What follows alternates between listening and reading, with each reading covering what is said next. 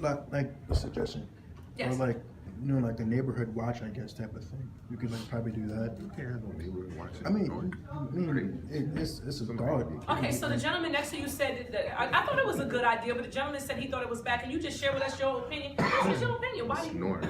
It's north. Okay, so elaborate on that a little bit. Why is the neighborhood watch a bad idea? I'm not saying it's a bad idea, but you gotta look at the environment and like who. For one, nobody like a lot of people ain't trying to snitch because they already know what the consequences is. So you can't have no neighborhood watching no north. They're gonna get killed. I'm being honest. They're gonna get killed. So can I ask you this question? What would you suggest could be done to not stop but significantly decrease the crime? That's a good question. More jobs. I mean, yeah, I think Okay, yeah, so more we jobs. say more jobs, right? Because jobs are important. What are Word. jobs? When we define jobs, what are jobs? Jobs are a place Jobs of is trade to get stability. money, Yeah. right? And But people- what is it that we have to trade if we're not fighting for education? Do you understand how all of these things fit in together? Yeah. With no education, with nothing to trade, you have no job, and then sometimes you get reduced to a life of crime. So in order to be proactive, that's why you hear people like Sharon fighting with her life. It's Saturday. A lot of people could be doing other fun things other than being in here, right? But it's only a few of us that make that dedication, to make that sacrifice to fight. Just imagine if we had a strong 100 people in this room right now, the change that we could make.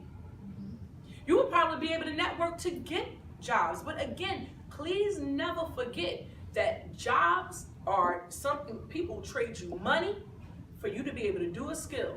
Yeah.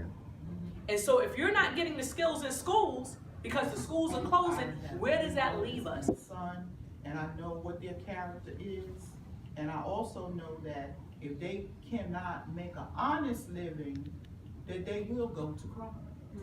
So And I will said also- to the mayor, If there are no jobs, it is unacceptable to suggest that we hurt each other because of that.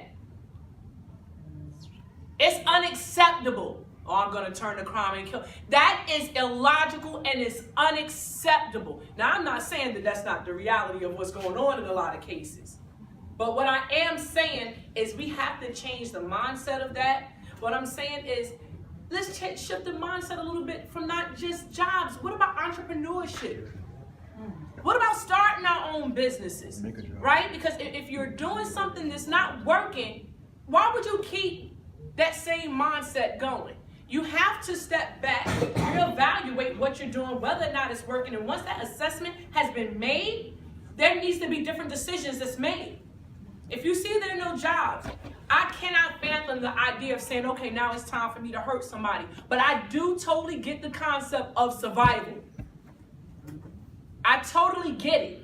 But what I'm saying is that concept cannot be something that's going to be perpetrated and pushed in our community. You don't hurt your family because you are in a bad way. You might not have all the things that you want, but some things that you need are in place. And that's why it's important to organize with your family, your communal family. It's important that you organize and you fight for those things that you need the right way so that everyone is capitalizing, right? If we're fighting for jobs, then we need to be fighting for jobs. If we're fighting for education, then we all need to be on the same page. Because guess what's going on right now? You think the fact that if I want something and I don't get it, that I hurt my brother, how is that working for us? 105 murders, and like you heard, she said the number is probably way higher. And it's not like I haven't heard that conversation in the community before, right? Where is that getting us? In the newspaper this morning, it was maybe 15, 16, maybe 20 young black men, all rounded up in some kind of gang situation, and they're going to jail. Those are lives lost. Again, I ask you to just reflect for a moment. How is that working for us? And if it's not working, we're forced to do something different. North is criminally organized, the whole North. No matter what wards you go in, it's criminally organized. It's going to be hard to break up that structure. I mean, it can still be broken. It can be broken, but for the most part, you have majority of gangs in North. You can't go nowhere You can go anywhere in North. All the person gotta do is make a phone call. It's criminally organized. It's gonna be hard to break up that structure. I'm telling you that. It's true. Okay, so I have a question. What did you what's your evidence to that? Because right, as a young man, proof. I know, I'm in the streets. I know. understand, so that's why I'm asking you. Because as a young man, as a woman, I'm not in the street like that. So we're trying to find out what's going on so we can know how to address the problem. I mean, If it can't it's be a fixed, lot of problems. It's like, I mean, hey, that's a hard question. I really can't answer that question. Like fix, Honestly. like fix, like. do you think it's something that young people would like to see fixed? Honestly, I think the young people are content how things are as it is. Like, Are you speaking for all young people? I'm not gonna say all young people So because what, I'm not content. in your mind, if you had to conjure up a percentage of But you young gotta people? understand, like majority of young people, they gang affiliated, so their mind state is already set on that one thing. They don't care about nothing, pretty much.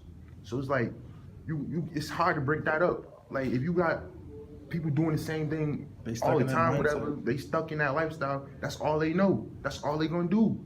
It's hard to break that up. Sometimes maybe it's what you see in the environment that you're in, but I'm not sure that I buy in at all to the majority of young people in Newark. Man, Because listen, we I have can say about at least 80%. and you know, so again, what is that based on though? A lot of times we base our opinions on our immediate environment, right?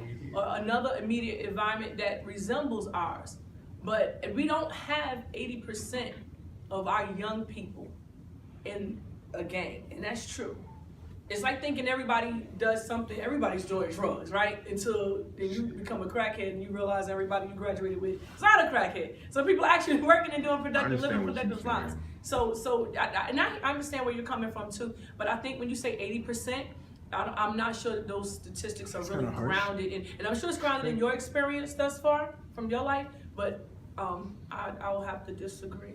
One thing I've noticed, like in the community, like the reason why a lot of people in the streets, because they don't have knowledge of, like, they never did nothing else. So like, if you never did anything else, how you gonna tell somebody to go do something if they never did it?